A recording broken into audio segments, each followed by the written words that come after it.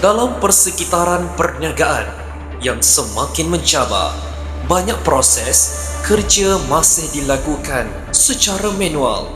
Ia memerlukan masa, tenaga dan sumber yang tinggi.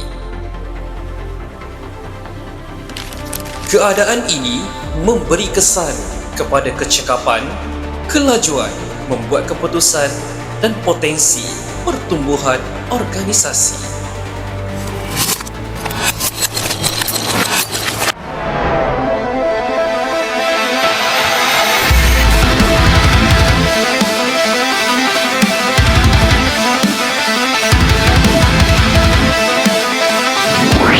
Seiring dengan perubahan masa, PNSB melangkah ke hadapan menuju transformasi berasaskan kecerdasan buatan.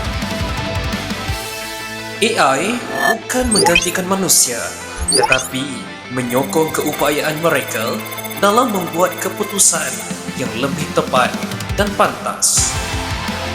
Transformasi AI membolehkan PNSB menjana pendapatan melalui projek dan inisiatif baru yang disasarkan. Setiap projek dan inisiatif mengangkat jenama PNSB sebagai organisasi yang diakini.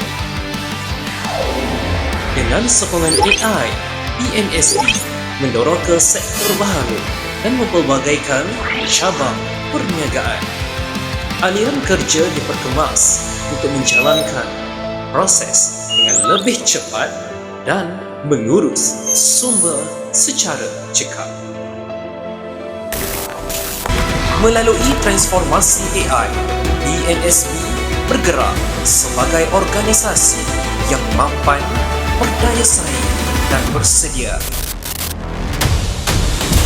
menghadapi masa depan.